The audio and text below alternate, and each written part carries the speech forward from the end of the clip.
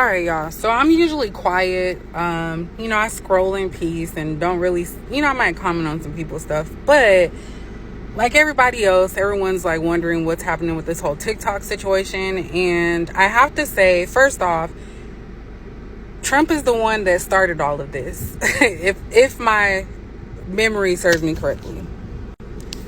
Secondly, and these are just my opinions, so don't go out there, crazy. Of course, always fact check and everything like that.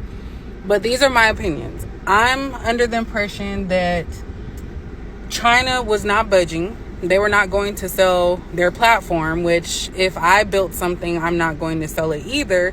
So the United States was trying to bully them into selling their lucrative business.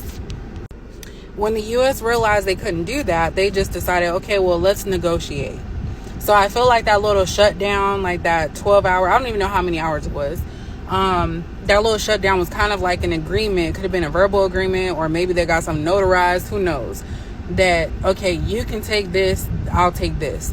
And I believe I've seen something online. I didn't read it because I try not to get too deep into all of that, but I could have sworn I seen something that said 50-50, like Trump was saying 50% ownership. Now, I'm not sure if he's going to be the one owning it or if he's going to have like 50% of it be a United States company, and then the other 50 can stay in like China or something.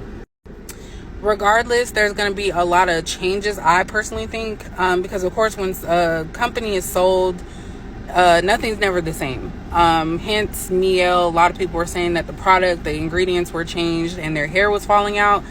I personally still use it. I haven't tried the newer version, so hopefully my locks don't fall out. But yeah, it's always like kind of never good when you have to sell your company.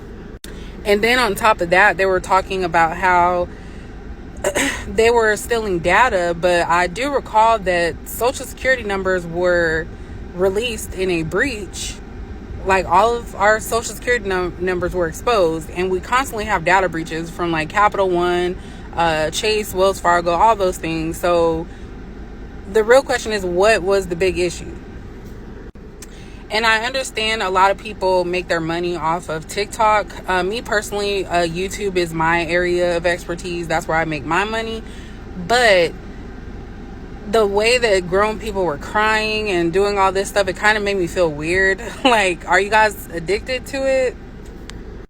Because I literally can go days without being on social media. That even goes for my own channel on YouTube. Like, I don't post as often because I have life happening. And what I would have liked to have seen, and maybe it might still happen, is going down on rent or having rent caps, helping people like myself, first-time home buyers, get a home, going down on the groceries, like practical things that I can actually use in my day-to-day life.